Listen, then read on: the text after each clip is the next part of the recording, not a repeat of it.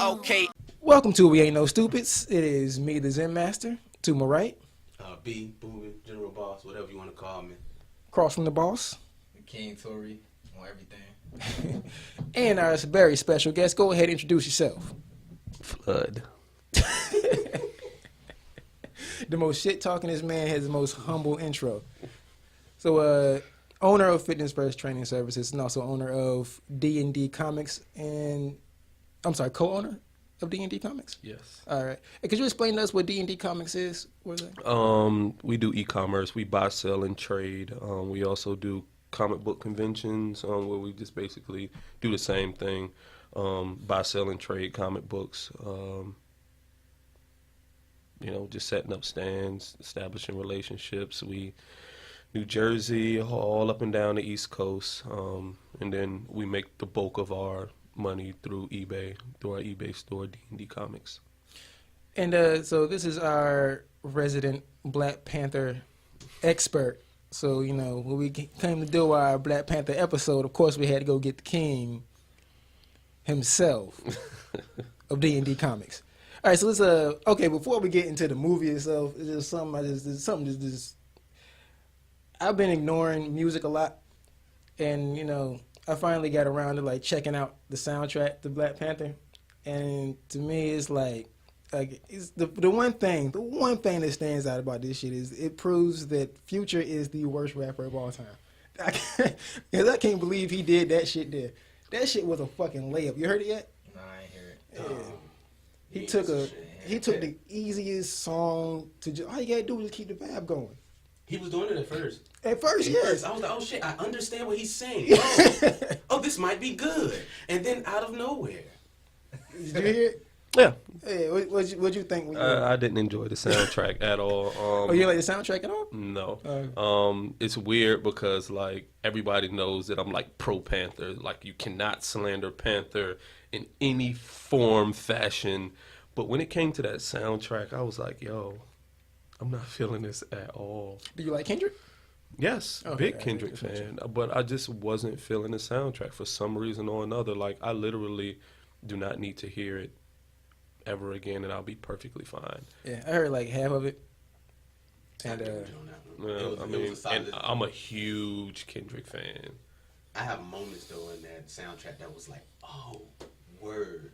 Like that whole noise. Yeah. I was like, oh, okay. Yeah. Okay, because I messed around and listened to the soundtrack before I saw the movie. Mm-hmm. See, I did it afterwards. And I did it afterwards too. Everything started to resonate a little more to me. I'm glad that I did it the way that I did it because I need that during that Okoye fight. Okoye, did I say it right? Okoye. Yeah. Oh, did I say it right? Don't be disrespectful, Yeah, sir. that's what you're here for, baby. That's what you're here for. All right, so now we're talking about the movie. So, everybody's first impression of the movie. A plus plus plus plus plus plus. Oh, that's right. Because you ain't see it. Yeah, that's right. You spectating right now. I'm going to see it, man. I get a solid 9.5. Yeah. 9.5. You know what's crazy? This is how my rating went. First time I watched it, I gave it a 9. Second time I watched it, I gave it a 10. Then I talked to my homeboy, and he was like, the CGI was a little bit too sloppy for a 10. I was like, you know what, you're right. I give it a 9.5. But just because of the CGI. I can get with that. Yeah, that's... So, okay. I know we talk a lot about how you don't like the live-action comic book movies. There's a lot of comic book heads that don't like the live-action stuff. And I understand. So it's because of the source material compared to the final product. So, from a comic book head's point of view, like, how accurate should a comic book movie be to the source material? Like a percentage-wise, like Percentage-wise, I think it should be somewhere around 75%. I'm mature enough to understand that comics is very much so a cult thing. It's very nichey and hippie, and that isn't for everybody. So essentially, if they made a movie that was 100% on par with the source material, we would be kind of like segregated amongst just nerds, and nobody else would be able to enjoy it. So I definitely feel like about 75%. How accurate was this? 85 to 90. Even with the whole flip on Killmonger? Yeah, 85 to 90. I mean, there was very few points where I was just like, this is completely off. And I mean, like, the one part of the movie that was completely off was actually with the credits. And I mean, do you really count that in with the actual movie? Nah, No. That's- So, yeah, exactly. Oh, what you talking about? White Wolf. White Wolf. Oh, no, come on. Okay. Yeah. Yeah. Hey, so the 15% of stuff that wasn't accurate, that's was it forgivable? Absolutely. Okay, so what was it? What was it that we saw that wasn't the way it's supposed to have went down? I didn't like the way T'Challa portrayed himself within that movie. I think he portrayed himself a lot better in Civil War, more militant. He's very, very militant within the source material. And when it comes to diplomacy, he's horrible at it. But he was very diplomatic in this movie here, and he doesn't really learn to be diplomatic until further along within the source material. So chronologically, if you want to follow Black Panther's development, this movie, it's like early on within the Panther movies. He's still a kid. He was like making very, very, very 30-year-long king decisions within. I mean, he wasn't king for very long at all. You know what I'm saying? And in the comics, he's very immature when it comes to being a king and diplomacy. He's still developing, but So you're saying like the scene when they was the interrogation scene is like more like where he should have been through the whole movie. yes, The way he was just like, yeah, let's let him think he's in charge. And then you got 5 minutes, then we taking him back to Wakanda. So it was like more like that's the child that should have been through the whole movie. yes, Like, yes. But I feel like Killmonger, they wanted to inflate Killmonger so much that it was kind of like, nah, we're going to dumb him down. But T'Challa is as militant as Killmonger is. So in the comics, is Killmonger like to have the same motivation of taking over the world and putting black folks in charge? Yes. So what was the difference between the Killmonger? Because it was a difference. The difference between the Killmonger in the comic books to the Killmonger in that movie. There really wasn't a big difference. The motivation was pretty much the same.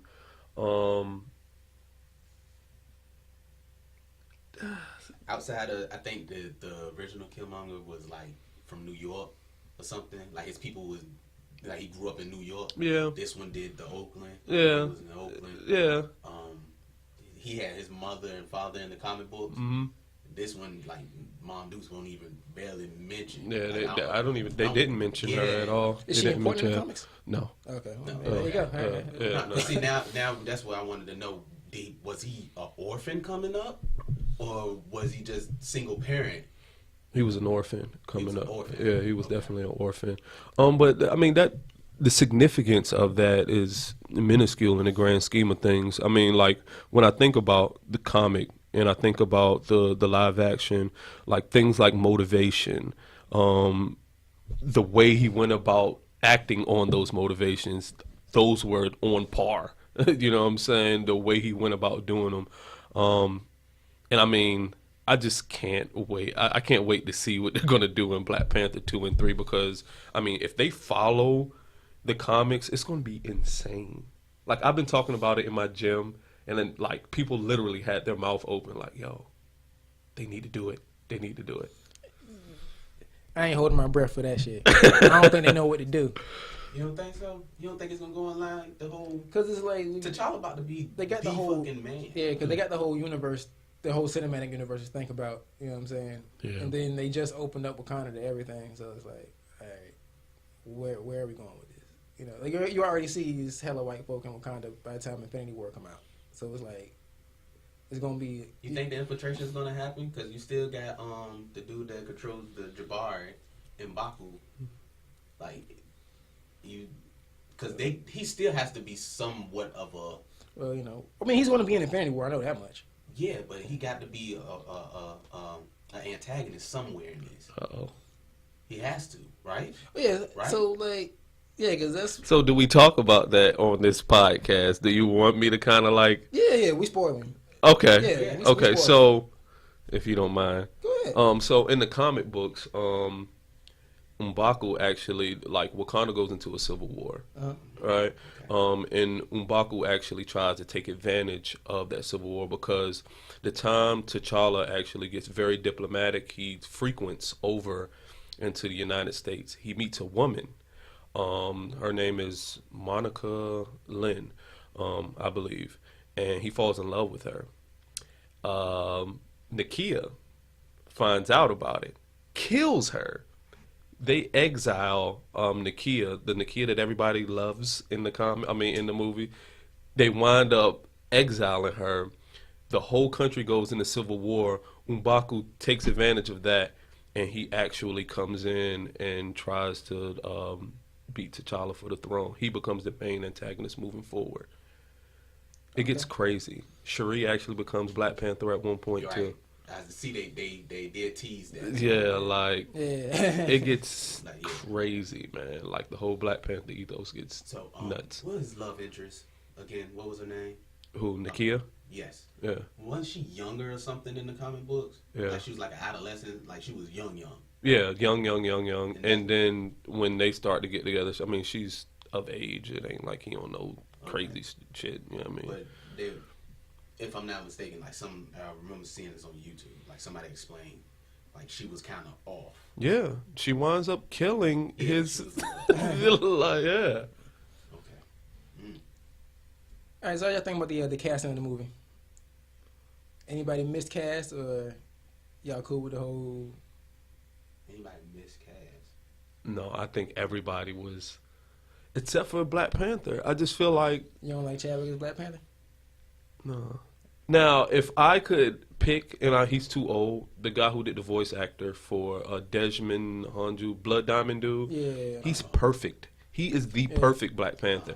If it was 10 years earlier, nobody would have been better than him. He looks like it. He's African. He is the Black Panther. Yeah. And I was upset when they didn't even at least give him T'Chaka. I felt like he would have been perfect Yeah, because he's perfect. older now. You know what I'm saying? Yeah. Like, well, at least make him T'Chaka. They ain't even pull him for that. Like, what do you drop the ball Oh on no, that? well, thing with him was he was already in the MCU. They don't use the same actors twice. Who was he? He was in Guardians of the Galaxy. Oh, yeah, he Some was. bullshit. Yeah. Yeah, right fast. Same thing with Idris Elba. They didn't have him doing But shit. they 'cause- kind of cheated with that because they used Michael B. For, and I know that was Sony or yeah, whoever but that's Fox. what I mean. Marvel Studios Yeah. don't use the same actors twice. Yeah. So Yeah, Man, it too, was favorite- good. For me. favorite scenes and all that shit. Let's just chit chat it up, niggas. Let's go. You first, Flood. Favorite scene. All Killmongers. All his scenes were the best scenes. You know what? One of my problems with the writing of the movie was Killmonger. Some of his shit. It's like I got this problem when I'm watching movies where I feel like the writers or directors, whoever making the final decision on what the people are saying, don't really trust the audience. So it's like Killmonger would make his point, and then they have him say a whole other sentence behind it. Like when at the end when he said, "Just bury me in the ocean." With the ancestors that jumped from the ships, that was enough. They ain't had to keep going because bondage is better. Nigga, we get it. You know what I'm saying? It's like he had a whole bunch of shit like that. Like, like imagine how cold it would have been if he would look at the white lady and been like, "How you think y'all got this shit?" And he just would have stopped right there. But he had to keep going. Like, "Oh, do they pay a fair price?" It's just like the added on taglines kind of ruined a lot of his dialogue. For me. I don't think so, actually, because there's a lot of white people who watch that, and they need to hear that shit too. Like, Oh, so we they need to get get it. it. Oh, yeah, we okay, get alright. it. So Because they I'm don't- like, yeah, say that shit, but them white people need to figure, like, listen, Why did he say that? why did he say that? Like, this is what you, Okay, like, I feel you. all his lines. That does make sense. I'm Yeah, talking about us. yeah. I mean, all his lines, perfect. The only one I had a little problem with, and it seemed like it was overdone, was the scene was like, "I killed people in Iraq, Afghanistan." I wasn't. The line itself was good, but when I went the second time and listened to it, it A just little bit much. yeah. All he really needed from him to take his Because shirt off. he didn't have no tone in his voice. It would just sound like he was just speaking words. Outside of that, though, the words itself were great. It's just His the way performance. yeah, his delivery, yeah, okay, good. the way it came off. But it to was me, I still, felt like- the first time I saw it, though, I was like, "Oh shit!" Because no homo, the nigga started taking his shirt off, and I was like, oh nigga, that's more than the arm piece. Yeah. That shit is way more than the arm piece. Yeah. Is that in the comic books? The markings? Yeah. Oh, where? Okay, so he did go to MIT and all of that. Oh in yeah, the comic book. absolutely. He- He's one. I mean, I know Black. Afghanistan probably won the thing in the comic No, book. no, but he's Well, they gotta definitely. modernize I mean, right. he's a very, very smart, very like a master strategist. I mean, like they can't the way he went about doing it. You can tell there was obviously a plan, but they didn't. They don't do him justice about how much of a mastermind he is. There's only been one other person. No, he's the only person who's literally beat T'Challa in hand-to-hand combat and taken the throne. All of the other people pretty much had it passed down to them for one reason or another, but he's the real deal. Like, all that shit, like, he's incredibly smart. Hand-to-hand, very few people in all of Marvel. I mean, you can say that about Panther. You know what I mean? Like, hand-to-hand, there's maybe 4 or 5 people who can, like, just... And he beat him. More than once. You know what I mean? So the first time it was a coincidence. You know, hand-to-hand combat, you might can get a good lucky shot. Like, no, he kind of owns him. Now, how did you like the fight scenes? Fight scenes in I like all of them except for the final one with where they was by the trains and shit. Yeah. Because with me, I'm like it's hard for me to get into a fight that doesn't have that much risk. Like if they would have been out of the Panther suits, That's why I feel like yeah. most of his fights were like, let me strip you of your power. Plain Jane fight this through. And that right there made it seem like T'Challa was kind of like not really that motherfucker. Yeah. Kind of made him seem look like, because technically he got his ass beat twice. Yeah. I mean, but Yeah. he beat old boy though. Technically he got his ass beat twice. Okay, yeah. But, I mean, M'Baku ain't no joke. Right. That's By like- any, like- I like- mean, like... One thing I like about the Marvel Studios movies is how the exposition of shit, the way they do it. It's kind of like they a lot of stuff they show you and don't tell you. Kind of like how with M'Baku you saw him fight T'Challa and he was winning, but they don't really show you until the end why he was winning because you know he ain't got no special powers. He straight lift that dude up. You know what I'm saying? It was like that's who the fuck T'Challa just beat with no goddamn superpowers and shit. So it's like you know, but. I felt like the fight scenes were okay. But I just feel like the plot and everything else superseded it. And it's weird because I'm big into fight scenes and, you know, just watching anime and stuff like that. I literally can just watch anime that has great scenes. One Punch Man, you know, Baki the Grappler, like all that stuff. Like the story can be absolutely horrible. But for some reason or another, I mean, it didn't bother me. And I've seen superhero movies and just action flicks with much better action, but I mean, maybe I'm just a fanboy. Is there anything wrong with that? Sometimes, especially if I'm trying to argue with other people about fanboyism. It's just like, bro, you annoying. Another thing that I didn't like, because the only thing I don't like about shit is the shit that just didn't happen, and just like so, like I didn't like how like some of the writing with Killmonger, but you like that makes sense. But there wasn't like a celebration scene. You know, like every villain in every movie when they win some shit. You know what I'm saying? They had a goddamn party and all that. And it's like, Killmonger didn't have his Joker hanging out the Dude, that window. shit was in the You know what I'm day. saying? He didn't have his, you know what I'm saying? Because you know, like, you don't be watching movies like that. But you know, like, every time they do, like, some shit where the villain gets that victory, remember in Die Hard with Avengers, they stole all the gold, and they partying and shit, and then John McClane got to come back. Like, it would been. I would like to have Killmonger have one of those celebration moments, but really all we got was when he's walking to the throne and the camera's upside down. You know what I'm saying? But did you not see him embrace that? Like, he was still looking around. Yo, that's not. I noticed that the second time I watched the movie, I realized like how much he's just taking Africa in, and he's like just looking around like, Oh, shit. shit. Oh, okay. Like you see when like I didn't notice like when he's in the room with all of them, with all the elders and shit, and T'Challa stands up and walks towards him, and then the door come down, and he looks at the door, then he looks at T'Challa like, Yeah, that's because they're going, the guards came Yeah. in, and he was like, oh, Okay. shit. and he looks at them first, and he looks at T'Challa, he's like, okay.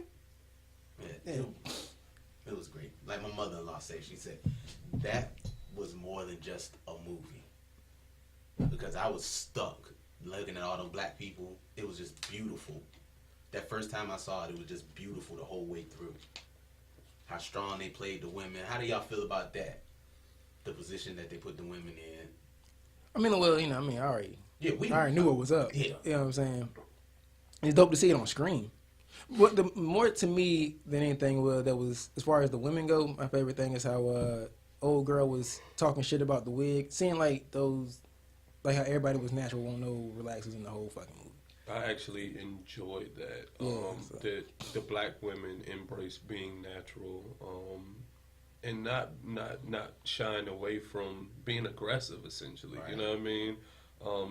It was very natural for them to be like, look, we're gonna take charge, we're gonna kick ass, and that's just gonna be that. Like, and it was to the point where there was like a normalcy of that atmosphere going throughout, even with Cherie. You know what I mean? It's like. There was no damsel in distress in the whole movie. And I was perfectly fine with that. You know what I'm saying? If anything, the damsel was some of the dudes in there. You know what I mean? Especially with what's the dude name? Okoye's boyfriend. Wakanda. He was kind of at the end like, yo, you gonna do this to me? Like, and she was like, kind of like, yeah, and then like. No, it was the second time. How many times did you watch the movie? Twice. Yeah. The second time I watched it, when I noticed that I didn't pay it no mind, but they was already losing. By the time they had that conversation, and he bowed down. Yeah. You know what I'm saying? It was like, because when he looked around, he saw all his boys on the ground and they was getting their ass whooped. Yeah, because I got to see it one more time just for like certain scenes. Like, I got to see when Okoye finally like snaps and decides to defend. What did they say? Like, save your country or serve your country? Yeah. She decides to save instead of serve, and she like talked that shit. She like looked at him like, once yo, she realized hatred. the ritual was still going on, Yeah. she was like, okay, I'm not wrong now. Yeah. It wasn't. She's not defying the throne. Once she saw him, she ain't defying it no more because it's not over. So her loyalty still was to him. So she got the flip just that quick. It wasn't like that. It was just that he said some irrational shit. It was when she realized that this nigga's really crazy. She said something, like she gave him a whole speech. Like, she's like, you gonna let your hatred and vengeance just run, like, you crazy. Then she, that's like, I gotta see that scene again. Like that. Yeah. That happened right She when T'Challa banged knocked the that plane shit. down and he Yeah. came up and was like, I didn't surrender or you ain't killed me. Bro. It's still going on. Yeah. Well, his Killmonger's hate drifted over to her man. He was already there, but he already had that way of thinking. Remember when they was talking about the gate, and he was talking about how like, the kid wants us to go outside. He was like, look, dude, you want me to do that shit? I'm ready. Like, he been ready to go he out just into the wanted his world. vengeance. Yeah. And so whoever gave him his vengeance, that's where his loyalty went. Exactly. Okay, yeah. That's what I got, especially when it came to Claw. You know what I mean? He was like, bro, you said you was gonna kill him. Like, why are you messing around? Like, you don't let people get away. Right. You know what I mean? You the Panther. You know what I mean? He was like, nah. You got to think, Claw been running around for Ever. 30 years. Yeah, since he was a kid. He was 30 like, years. enough is enough. And then Killmonger does it, Yeah. you know, without hesitation. It don't take long. And he literally delivers. Like, how did that even become a thing? Like, how did he know that he was looking for him? I didn't even think about that. Probably talking to Claw. Wakabi? Killmonger. Probably. Yeah, probably talking to Claw. Yeah, and it was known that they was naming the people that died in the bombing. Mm. They were doing that on the news. Okay. So Oh, yeah. yeah. Mm-hmm. Yeah, because I did see one thing that was like the one plot hole they could find in Black Panther was why was he so close to Claw? Like, if all he had to do was kill him and bring him to Wakanda, like, so why do all these heists and shit with him? Why not just find him, talk to him, and kill him and get it over with? I was like, I don't. Yeah. You can answer that because he's still believing in a fairy tale. Now, how close are you to this?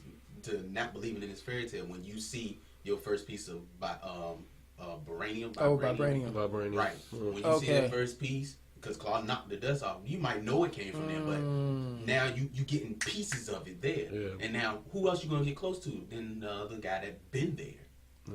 Okay. All right. He's been there, so. I mean, I get it. It was just like, why do the heist together and not just kill him when you find him instead of find him, plan a heist, pull the heist off, then kill him. You know what I'm saying? It's just like, why not just kill him? Yeah. Well, maybe Claw told him where it was at. Yeah, I mean that too. Yeah, that makes sense. Yeah. So am I the only one that almost teared up with little baby Killmonger talking to his pops? It wasn't that sentimental to me. No, the no tears part. That's what got me. That. What no tears? So no part? tears. Like he was when he went back to the. Oh place, yeah. it was like, Okay. No tears. Yeah, because T'Challa broke down. yeah, exactly, and it was cool for him to break down but it's like with Killmonger, he grew up in America where he ain't have it. You know what I'm saying? It's like he is his dad's worst nightmare. What his dad didn't want to happen to him. So it's like the look on his face was like, damn, they got you. You know what I'm saying? It's like, so what did you learn? Yeah, like, you know what I'm saying? Like shit. What did you learn? They got you now. What did you learn? nigga said, everybody dies. Damn, they got him. That's your tough. That's another thing I didn't notice until the second time I watched was how the difference between T'Challa seeing his pops in the afterlife and yeah, The sky was the same though. I didn't notice that. The that second was tight. time. That The was sky tight. was the same, so he was still there, but he was just over where they left him. Hey yo, and shout out to Ryan Coogler for having the cleanest, most fluent action scenes. Like he was doing that steady one shot shit. Like if y'all saw Creed. Mm-mm. In Creed, I've seen Creed. you seen it in Creed in the boxing matches. You said you saw it, right? Yeah, like the boxing matches, the camera didn't cut away. Like it wasn't like edits. He like kept one shot, followed the boxers around to their corners and everything, and he flashed to the swing to the crowd, show people in the crowd and swing back. It was all one shot. And he had action scenes in there where he was doing that during the act. Like in the casino fight, like it's the camera's just moving around, went from just upstairs to following down, downstairs, yeah. go back upstairs, and it's so fluid the way it works until they run outside. And it was like, it was done perfectly. I'm not in the technical aspects. Like I said, of it. I'm in the movies where you in the comic books and shit. It's all good.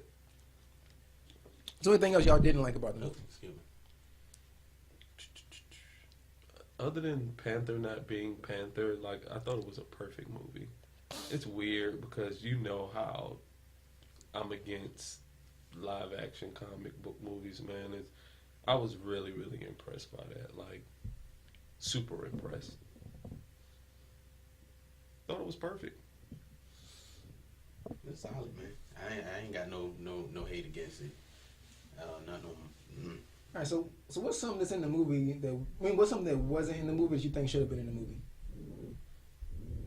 Or like you watching, it's just like something something like you may have been expecting it. Like you see something happen, it's like okay, cool. Well, here's where this character should be coming in, and they don't show up. You're like, oh, what the fuck? Or a thing, custom, anything See, like that. me not knowing no better, I thought they would try to introduce this storm or something. Yeah, right. But that's me not knowing no better because I'm like, okay, well maybe they're gonna kind of play The off. ink just storm dried on somewhere. the deal. Like the ink just dried. Yeah. Maybe just another black character, like a cameo from another black, like anybody. Or just another character in general, like maybe like a bishop or somebody like that. Just a cameo. That would have been dope too. You know what I'm saying? To kind of like give people that setup feel for Infinity War. You know what I mean? Because That's one of the things I was thinking too. Was the CIA agent could have been somebody else from the Avengers. no, he needed to be there. Like Ross, have you ever read Chris? You never read any of Panther books. Like Ross is, I'm not going to say it's as important as Black Panther, but Okay, all right. he is very instrumental to that whole Christopher Priest run. When I saw him, I actually got really excited. I was like, yo, they put Ross in this shit. You know what I'm Okay, saying? He's in pretty much every Black Panther book that Christopher Priest wrote. So no, I definitely felt like he was appropriate. I felt like they should have gave him more of a, because I mean, he's a centerpiece almost in those Black Panther books. You know, just going on a ride. You know what I mean? Because just it's almost like he's a tag along, like a sidekick almost. Like, you know, intergalactic travel. He's like, man, this dude got me out here. It's almost like comedy to have him in there. You know what I mean? So I felt like they should have built him in there more. But maybe just any other superhero. Just I guess kinda like- it did kind of feel like its own little island. Like it didn't really feel like it was part of the Avengers and all that shit. As far as That's the movies the go. beauty of it, though. Yeah. It was more based on Wakanda. They made Wakanda a character. Yeah. Yeah. You know what I'm saying? That was the beauty Was, of it. I kind of felt like Wakanda was the main character. It was, Yeah, and I mean, I'm okay with that, and I can see it on both sides. But maybe just one other character, or I mean, even just like kind of like talking on the phone, like getting some advice or something like that, like just to kind of bring like we're still a part of Marvel Cinematic Universe. You know what I mean? And I see how it could be problematic because people do still want that. This is our movie. We don't want nobody else, but it's a part of a bigger picture. You know what I mean? Like maybe he needed to get some diplomacy advice from Hank McCoy. Henry McCoy, excuse me. Beast, because he's a diplomat like out of nowhere. Maybe just getting like some advice from him. Well, let me call Beast and see what he thinks. And, you can hear them talking on the phone or something like that, just to kind of tie it together a little bit. Yeah. Question: where was any other mutants? That's It the was- $1 million. You know what I'm saying? None. Yeah. That's why I said that's why like it just felt like it wasn't part of the universe. Yeah. So it's almost like, is everybody gonna fit in when Infinity War come out? Yeah, see, like me not knowing, I thought M'Baku was some kind of mutant, but no, this is. Oh no, he's just Diesel. Yeah, this motherfucker's just what's his name? Do you appreciate the fact that they didn't put him in the gorilla whole ensemble? No. You think they should have done it? You think Just they went should've ahead and went went ahead on. and Absolutely. Yeah. I like him. M'Baku's a beast. Like he's just like a genuine beast. No, but I'm saying like Man ape. Yeah. Call it Okay, to him. I mean, but like even after the monkey in the jungle hoodie and all that shit. They called him. no, they never They killed called him him. Gorilla King, a king of gorillas. They something. they call him acknowledged that they prayed to the gorilla god or something. No, like that. she They made him. acknowledge She to was it. like when they went up to the throne to his land, and when he shushed the girl, the young one, she was like, "Don't you rub our face in it." And then the mother spoke again, and she was like, "Gorilla King or Gorilla." Oh, okay, I missed that. I gotta see it again. Yeah, She I missed did call him, but it wasn't mayonnaise. Yeah. It wasn't mayonnaise, but I was waiting for because I'm like, I don't think they're gonna do it. Is he gonna show up at his last battle with that whole suit on? I'm like, Yeah. oh man, Yeah. are they gonna? Because he do didn't it? even have his suit. No, he just had, and it was just It didn't fur. even, it didn't even look like an ape or like a head or anything It was like that. no, it wasn't no head. It just looked like a silverback. Yeah.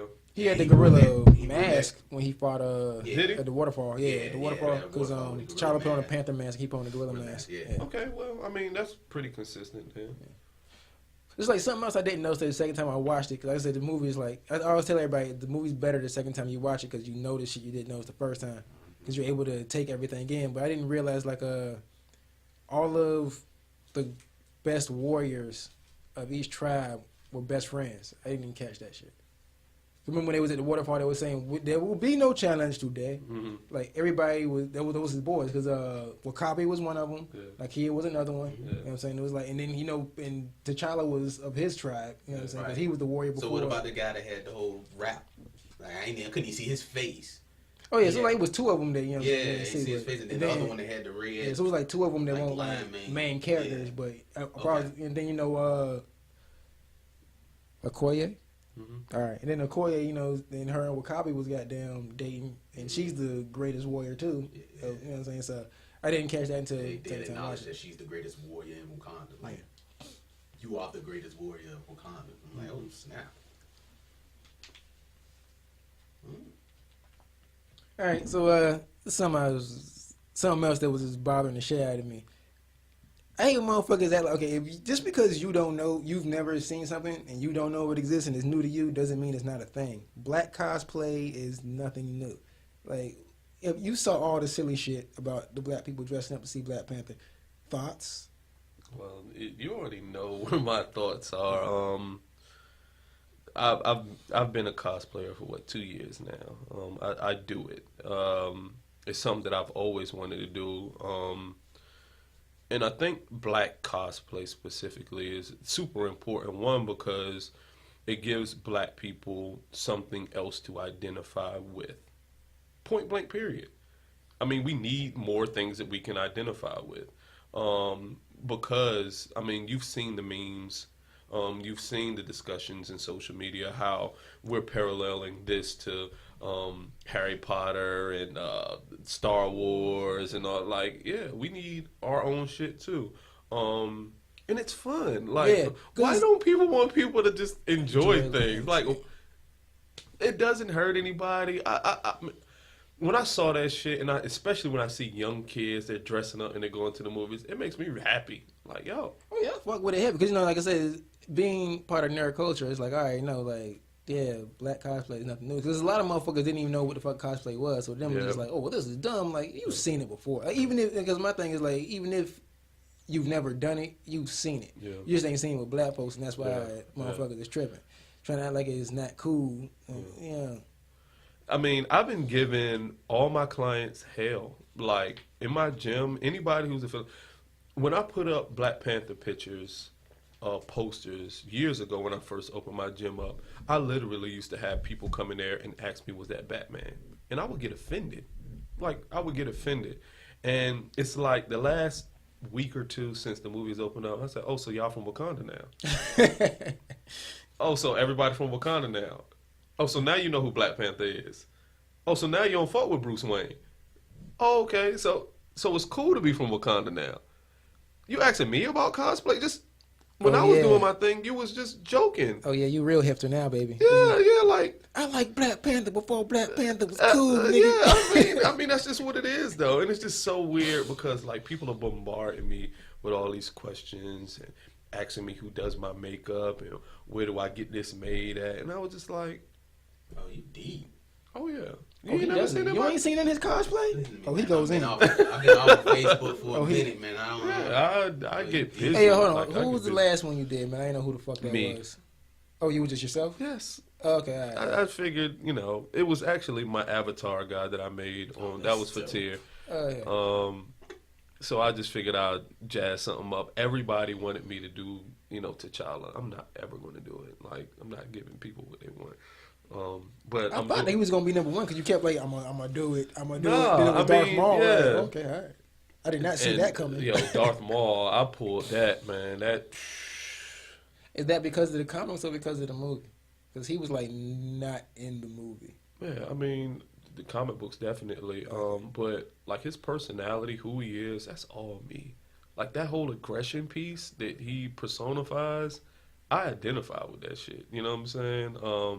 And then prior to that, when I did Jax, I like to pick different, and that's how a lot of times I win those shows. It isn't because mine is like super duper duper duper dope or anything like that. I just go left field. It's the originality in it. And this next one that I got lined up, it's over. It's absolutely over. I'm excited for him, man. But like you said, black cosplay is a new thing. Like black cosplayers, but black people dressing up is definitely not a new thing. The word cosplay in itself is, I feel like, a very new thing. What the word maybe Oh, yeah, okay, the word. yeah, the word. not even, Maybe maybe 5 years old. Like yeah. yeah, it's just people dressing up, but not cosplay, like, and being a cosplayer. Every time that I dress up and I post stuff on social media, there's alliances that try to recruit me. Like, yeah, man, I see you doing your thing. You want to join our club? Like, no. Yeah, Like, I'm not, like, no. because I don't get deep into it, like as far as like understanding what the fuck, because it's like it seems like it's a whole nother world out there. It is. And it's like motherfuckers is getting paid to just go to Comic Cons and shit. Oh, shit. Yeah, just they invite motherfuckers out. Most definitely. So, that's hard. Yeah, you went all the way. You went all the way. How long was that makeup? 3 hours. Yikes. Like, that's a goddamn tattoo. I can't. Jax. That's tough. That's the second generation Jax, isn't it? Yeah, I think so. Because I had the purple pants on with that one. Oh, that's the first Jax. The No, purple first pants? Jax didn't have arms. You're right. The First Jax had arms. Yeah, and then his shit got ripped off by Goro. Yeah, so it's second generation. You're right. I forgot all about that shit, yo. I forgot all about that shit. Back when we only got one black person per video game and shit. Yeah, and he was always trash. Oh, come on, Borog was dope. Well, I mean, he's the exception. He's still dope. He's Hold on, let's go. consistently been dope. Let's go. Oh, I used to beat that ass with DJ. I used to DJ was whoop that trash. ass. Maybe I was just that goddamn good. Look, DJ was I used to trash. doom Yeah. die you to death, nigga. I would doom die you to gonna death. go nigga. Doom die. Doom die. Nigga, I doom die nigga to death. Nigga. DJ was trash. What the fuck niggas up with DJ? Yo, seriously. Balrog was nice, but outside of that, all of the other black characters, I mean, we off topic. But, Oh, fuck it. This is what we do here, baby. okay. This is what we do here. We um, said everything we had to say about the movie anyway. Hold on, come on, man. Maybe what other? Skates was that nigga. Skates was tough. Skates was that nigga. Skates was trash. Compared to Axel and Max? That's Compared? garbage. He was that slow, clunky ass nigga. 3 hits, it was a wrap, though. That nigga was slow as a bitch. And then couldn't if he evade. do that little jump joint from the bang with the knee, But you needed a partner. One shot. You needed a partner if you had Max big ass. I used to Alex, like of course, Max. they made Alex fucking perfect. He's a white boy. Yeah, of course. But I yeah, like man. Max. Skates was tough. He was alright, man. He was tough. It just took too much to kill people with Skates. It did. I hated He that. had to do that whole. Yeah, put the I'm a combo ass nigga though. I like that shit. No, man. I don't want to spend 5 minutes on one dude, man. Like, no, man. Yo, y'all know they coming that they bringing that back out, the remaster version. Really? It's gonna have 1, 2, 3, and 4. It's gonna be new stages, but then you get to fight as the bosses from all of them. It's gonna be like 16 some characters. Wow. Can you play online with your homeboys? That's what I want to know. I'm not 1000% sure. In my arm. That's for my latest one that I did.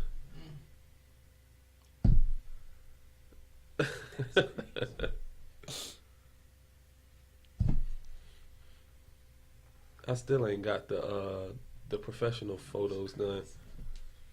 Oh, you ain't never done them professional photos. Well, I did it for this. Okay. They took some, and he hasn't gotten back with me yet. That's crazy.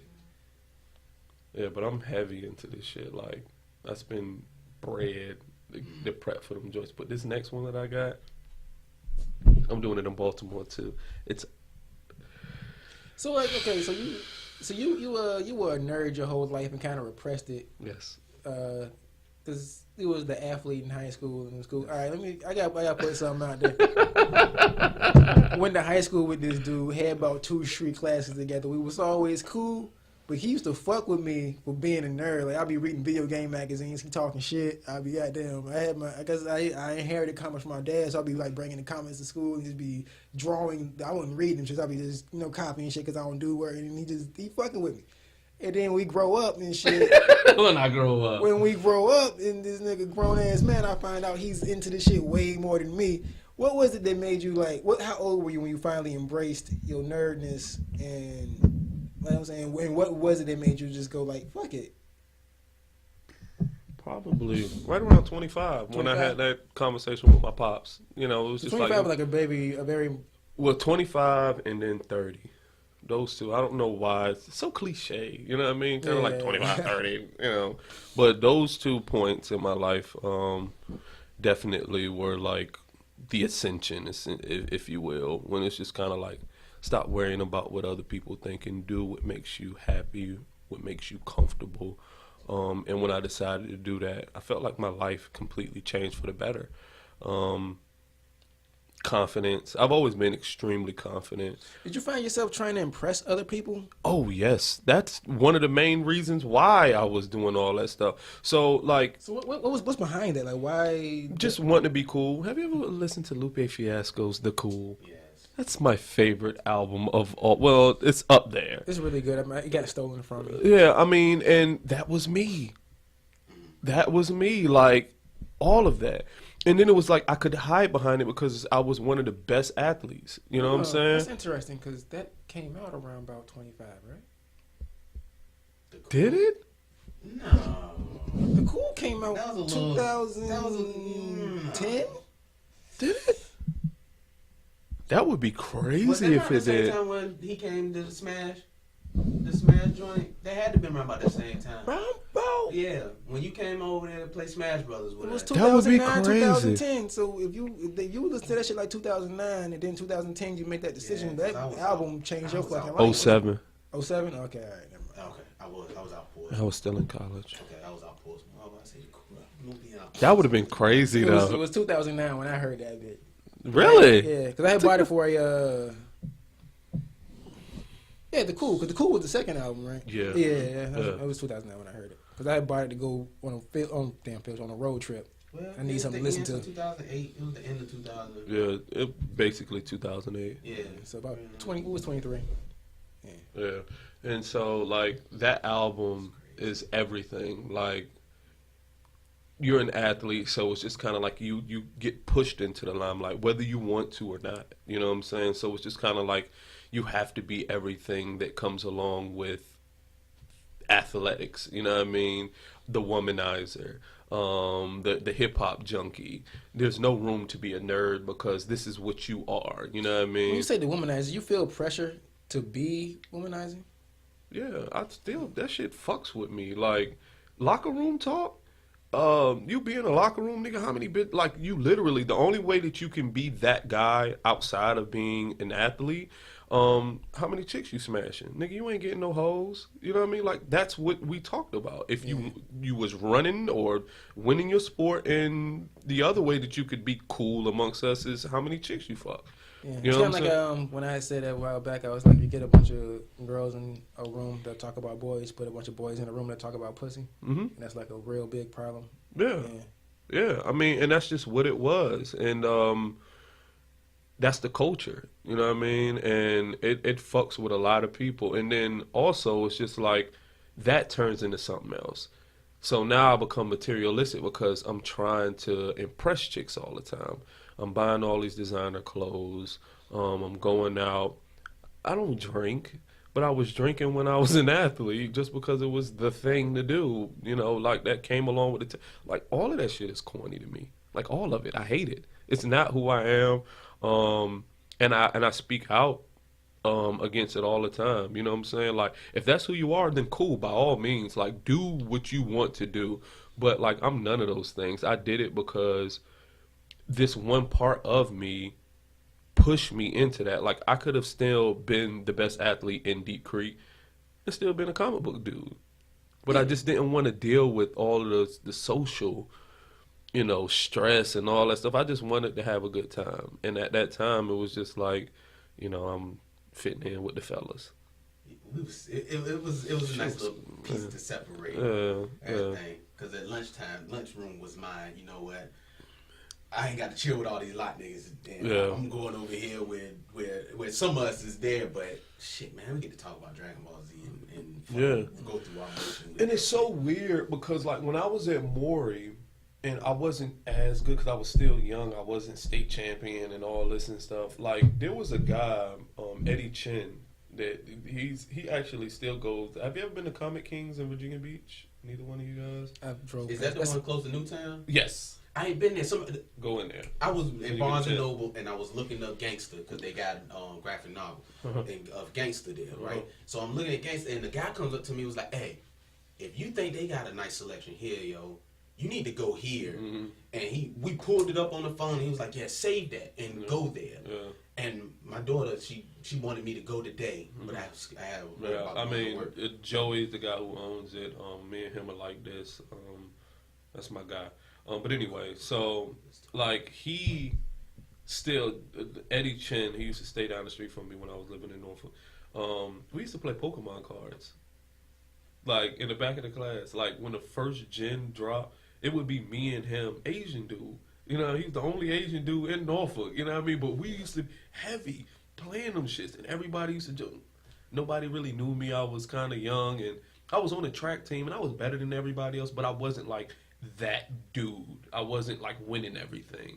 And it was like the more I won, the more I had to be the athlete. You know what I'm saying? And everything that came along with the athlete. So the better I got, the more I started losing myself. This shit was crazy.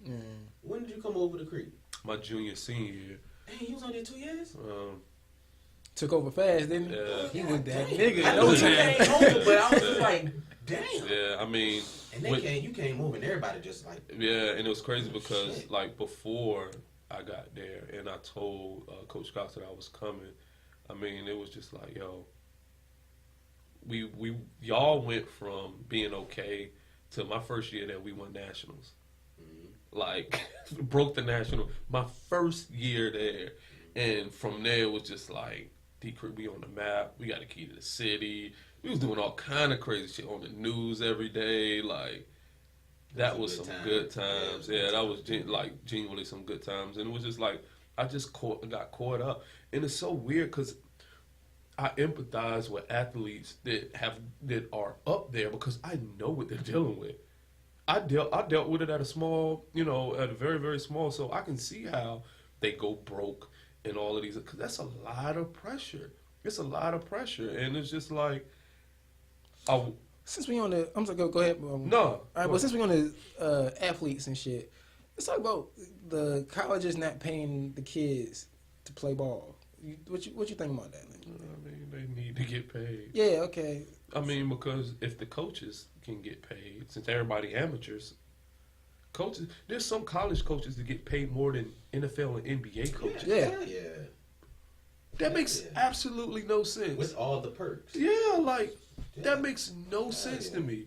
Saban, nigga be getting like 20 mil. Like, bro, you coaching kids that ain't making no money. Nothing. No. And then they say, yeah, you get a degree. It's 2018. Let's stop that degree is worth. Like, seriously, let's stop that.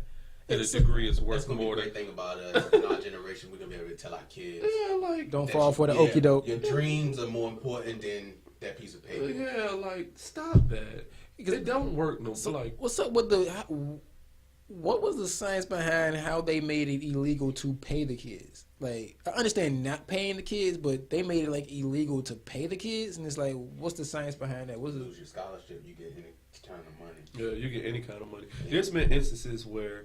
Wait a minute, what's their rationale? Like, you can't just make something illegal for the fuck of it. Like, illegal? Like, they made it illegal. Like, Well, I don't think it was illegal. Like, it's to the point where it's prohibited. Like, you can get your scholarship taken from you, but not illegal. so You remember what I'm go to saying? jail, but you'll lose your scholarship. No, that's on the play. But I'm about, like, that's why I said to pay them. So it's like the schools got FBI investigating them for paying players. So I'm like, if the FBI is investigating, that means a federal crime is going on. Well, yeah, definitely, because So you got to like- think about contracts, right? Oh, so, okay. Yeah. Right, So if I'm paying your school to do X, Y, I'm the NCAA, and I'm paying your school to do X, Y, Z, and I'm telling you these are the things that you can't do, and you do them. No. We calling the police on you. Yeah. You know what I'm saying? Like, so I mean, that's the thing, but they need to get paid, and it's so weird because when they do pay them, they ain't gonna pay them enough, and that's just gonna I be mean, something. I'm gonna be 100%. As far my thing is, I feel like as long as they getting everybody on the team should get a free education. That's just number one. But once you do get past that, yeah, pay them peanuts, but pay them like give them at least 40 G's if they a fucking star. You know what I'm saying? If you selling uniform, I mean, if you selling jerseys, you on video games, you doing promotions, you doing commercials, you doing all of this making stuff. a shit ton of money off of those kids, man. I ain't saying they gotta make millions. That's what I'm saying. This It should be salary. no instance like on that documentary we saw, where the man, matter of fact, it was Jalen Rose. He said that, yeah, I had a bad day at the game, and my coach is like, "What the fuck is wrong with you?" Oh yeah. With you, and he was like, I'm hungry, motherfucker. "Nah," he was like, "My mama lights is going out, Oh, yeah. so I missed a couple shots. Well, my mama lights is going out back home. Mm-hmm. That doesn't make sense. Yeah. That doesn't make sense for somebody that's pretty much bringing millions to your school." I mean, he definitely is.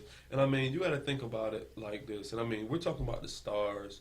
Let's talk about what the stars do for the next generations, too. So, yeah, they're bringing all that money, but think about how a star impacts the recruitment process, too.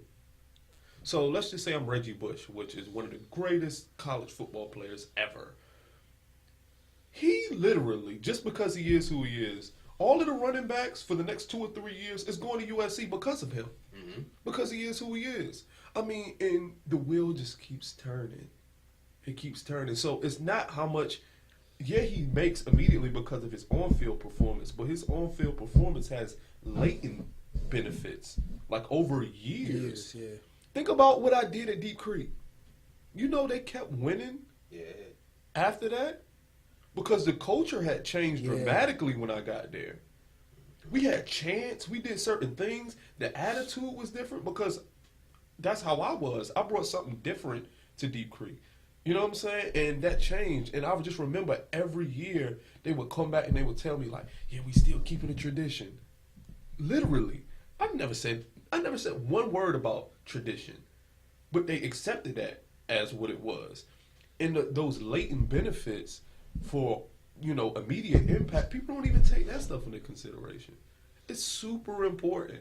Like, an athlete that's elite is invaluable almost. I don't think you can pay them enough, to be honest. That's crazy. Think of how many scholarships, how many free athletes you gonna get. Like, Yeah. Because kids are going to go there even if they don't get a scholarship. exactly. They're going to still go there. So now you're getting their money. Yeah. On top of it. Yeah, shit. They killing it, man. When I was coming up, Florida State was a school in football in Miami. Everybody wanted to go there. So kids that was like 4 stars, there's 5 stars and there's 4 stars. Kids that was like 4 stars were going there on partial scholarships. Like, you want to be there so bad that you would pay to be there, and you're one of the best athletes in the country. You know you got a full somewhere. You got a full scholarship somewhere. But Everywhere else. Mhm. But they just going there just because Willis McGahee and Ed Reed and them is out there. You know what I mean? Like, I mean, it's racism. That's what it boils down. It's racism. I mean, because I'm not the sports guy, but I have heard that basketball and football are the only sports where they made it like against policy to pay the players. Yeah. I mean, it's racism. I mean, let's look at it at a revenue building sport. Like, nobody builds money like football and basketball. No, it's not close. It's not even close. In the States. Yeah, like it's not, I mean, we're just talking to NCAA. Like, I've heard my coach say the climate, the financial climate is determined by the football team's success for the whole athletic department. So if you got a good football team, they're taking money from the football team and putting it in the tennis and shit. Yeah, because I mean, even when I was at South Carolina, just look at it like this: we're just talking about ticket sales. $40 a ticket. We sat 120,000 people in our stadium at USC. They always sold out. There was 12 games. You do the math on that. We ain't even talking about sponsorships and all that. You paying all the teachers, staff. You paying everybody with that. $30 tickets, 120,000 people. 12 games. We ain't talked about concession stand yet. Yeah, we ain't talking about the sponsors, what Nike and all them paying you, the alumni associations dumping in there. And they got the nerve to charge people tuitions and stuff like that. And they keep going up on it. College is the biggest ripoff. College sports, and then the actual education piece. It's a ripoff, man. And this is coming from somebody who went to one of the biggest universities in the country. So what advice do you give high school kids that's looking to go into college? Do it. But I mean, like, specific advice as far as like your phone now, I'm just playing. But like choosing a school, what route to take, classes, all that good stuff. So I still believe in college, believe it or not, because the way the economy is set up, black people don't have enough resources. So we always have to extract from white corporate entities, Fortune 500s, in order to establish something of our own. So if you have a big circle and a little circle, if we just take the money that we have and circulate it around within it, our circle will never get bigger because we don't have enough. We have to extract from the big circle and put it down into the little circle. So with that, black people need to get jobs within these Fortune 500 companies. So they're not just going to hire you. You got to have education. You got to have experience. So that's why I'm a proponent for college. So if kids are going to go to college, I would suggest that, one, they have a clear career path. Yeah, that's the big. Clear. Preferably in STEM, science, math, nursing, something that's going to pay you. All right, so one of your biggest things is saying you shouldn't even start looking for college unless you know exactly what you're going to college for. Absolutely. All right. But you say that, but then 90% of college students change their major. Yeah, no. You need to have something concrete. Not only that, I would suggest, because black people, just like in business, we're misrepresented in STEM. Sciences, maths, nursing, engineering, all of that. Like, Black people need to get more interested in those fields because they pay more, a whole lot more. A psychology degree will give you $35,000 a year. An engineering degree will get you $60,000 to $70,000. It's almost double, and you're paying the same money out. The investment, the initial investment on the education. I mean, even if you don't like it, you like money, right? I mean, because at the end of the day, most all of us do a job that we hate. You do too. You don't like your job. I know you. I know for a fact you do not like your job. I ain't gonna say that. Do you get up every morning and say, "God damn, I can't wait to go to work"? Every morning? No, I don't mind going. Cause, yeah, I have come to terms with mine. I'm it's like there, my but job I have is responsibility. Like I like my kids being straight. It's like, dude, my job That's is. where I But find if my you could do comfort at. something, If I can do something that I love, like I learned to love my job. that's what he's being honest. No, the thing with me was no, because I let him talk first. It's like no, you good. Because the thing with me is like my job is easy as hell, so I'm not gonna say that like I love my job. Like what I do is not like we don't change the world in that motherfucker. But when I go to my job, it's a lot of downtime. This is what we do in the majority of the time in my job. Sitting down having good discussions, and that's like one of the things I love to do. We talking about all kinds of stuff. I done got all kinds of game from them dudes at work. You know what I'm saying? So it's like that's why I was be like I don't mind because it's easy. And when I go there, I'm basically just hanging out with my friends. And that's like So you don't have a job. I mean, you have a job, but you don't have a job. Talking about something like fulfilling, like something that you're doing that's going to grow into something that's fulfilling. I feel like that's a job. That's why that shit gets. It's so much downtime there that it's like I get to do. I plan this shit there. I come up with all the topics and shit there. You know what I'm saying? I did my candy machine business. Did all the planning for that shit there. So it's like it's not like I don't feel like I'm. That's where the difference is because like people that hate their job. That's the way I was when I was in Domino's, where I felt like I was sacrificing too much of my time and too much of my thought process to them. Where as far as when I go to work now, it's like I can still do my thing while I'm there, and that compromise the job. I can go to work, do the job first, and then like, okay, cool, I got time. You know what I'm saying? I'm not sacrificing as much time as most people do when they go to work. You know what I'm saying? So it's like I still get to take my breaks and read my books. I don't miss out on my reading. I don't miss out on my TV shows. I don't miss out on this. You know what I'm saying? The schedule is light, pays good. So it's like, yeah, I'm fine. You know what I'm saying? Because as long as I get my quality of life and I get out of life what I want to get, yeah. That's the big part for me. Get the quality of life. Because I get to do all of that too. Yeah, as long as I get to do everything that I really So how many do, hours a week are you there? depends on no overtime, like 44, 45. With overtime, maybe 60. You know what I'm saying? So you still have to be there. Yeah. Okay. But my whole thing, I'm not saying like, yippee, I go work for a motherfucker. But I'm just like, I don't mind. Like, I'm not like one of those, I don't wake up dreading that I have to go to work. Because I know what that's like. And You still have a personal life. Yeah, you know what I'm saying? You know what I'm saying? Because like, I learned all types of stuff. Like, that's why I always tell my I don't have to be to work till 5:30. I wake up at 3 o'clock. Because I got to do my shit. Like, I don't want to. Yeah. I wake up at 3 o'clock because I don't like the idea of waking up to go to work. He said that's me. Yeah. I don't like What the time do idea. you go to bed? Depends. Don't say 10. Depends. Don't say 9. Yeah, it's either, Okay. most times 9. 10, 12, 1, 2, 3. Yeah. So most times 9, but if like something's happening that I'm into, then it'll be 10. You need to get your sleep, sir. Well, supervisors watch the podcast, so I'll respond to that later.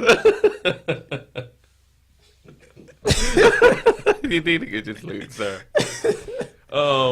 Yeah, so it's like, you know what I mean, but yeah, and then you know what I'm saying, I don't like the idea of waking up to go to work. 'Cause I feel like a lot of people that hate their job, that's kind of what they do. They wake up just to go to work. With me, Hit the snooze. yeah, you know what I'm saying, I wake up for life, baby. I wake up, first thing I do is meditate, do some yoga, eat my breakfast, and I'm listening to my podcast and shit, watching TV, whatever. You know what I'm saying? My DVR be jumping, so you know, because I don't watch TV on the schedule. You know what I'm saying? So then by the time I get to work, I get there like I Feel got like midday. You know what I'm saying? Yeah, baby. It's like when I get there, it's like the meeting starts at 5:30. I get there at 5:30. You know what I'm saying? So I hate getting up in the morning, and I love my job, but I got like this 6 a.m. class. I'm just thinking about, you know what? I'm not doing this anymore with you guys. I thought about it, but nah, I couldn't do that to them. That's the only part of my job that I hate. Just getting up. you got 2 trainers under you? Mhm. Okay. You didn't just pass the class over to them? Like, yeah, y'all can have this money. All right. No, You still, all right. man. Nah, Oh, so that's more of a loyalty to your clients than... And they won't let me do any of that. They're horrible. They've told me, they said, you know, if you ever want to pass me over, I'm not coming here. And they're like, yeah, so what I do is new consultation and stuff. I just throw alley-oops left and right. People call me about, yeah, I'm booked, but I have somebody for you. And then I just take a percentage off of all their work. I want more of that type of work. Yeah. Like, ideally, all the new people that come to me, I just, all right, so look, how much are you going to pay a session? Okay, I'll just pass you over and just take that % or whatever the case may be. You know what I mean? Because they don't know how to generate leads at all. So, yeah, man. What were we talking about? It doesn't matter. We got enough. We're like an hour and 10 minutes. I'm going to cut up a lot of that shit, so it'll be like a smooth hour by the time it's all said and done. Go ahead, man. Throw your plugs out there. Let them know who you is, where you at, what you can do. Again, my name is Flood. Instagram. I'm trying to get my Instagram followers up. So if you're watching this podcast, help a nigga out. I need to get some Instagram. It's at FLOODDR. At FLOODDR. Facebook is Deron Flood, DERRON FLOOD. I'm not going to give you my business page because I don't ever check it. So, but I'm a very personable guy. Chat with me. I'm always talking shit on Facebook. And my gym is in Norfolk, Virginia, 816 East 25th Street. Shit, you're thick. Yeah, I'm right in the hood. I'm in the heart of Norfolk. I am the heart of Norfolk. So, Oh, man. Word up. I'm sorry. You was fitness first and all that good stuff. I mean, I've given my spiel. It's all good. Oh, yeah. Fitness first blood there. All right. Pretty boy. Tell them where they can find you at. Man, this nigga said 2 fucking words the whole time. I mean, like, he ain't The singing. King Tory on YouTube and on Instagram. He timed it perfectly, too. Just like, I think they about to wrap it up. Like, Yeah, I heard you. I had to. I was like, gotta go. You know I ain't got shit, so ain't even no need to ask me. all right. Well, this has been another episode. Oh, I'm sorry. Damn, I keep forgetting the shout outs and shit. So, don't forget, comment, like, subscribe, refer us to a friend. Shout out to Tone Carter for doing our theme song. And, yeah. Ruby and Rose, I want y'all to do a podcast. I want to produce it. I'm putting it out there in the universe. Let's do this. And Keep the names. Yeah, keep the names. Keep the names. And we're going to have you guys back very soon. Yes. All right.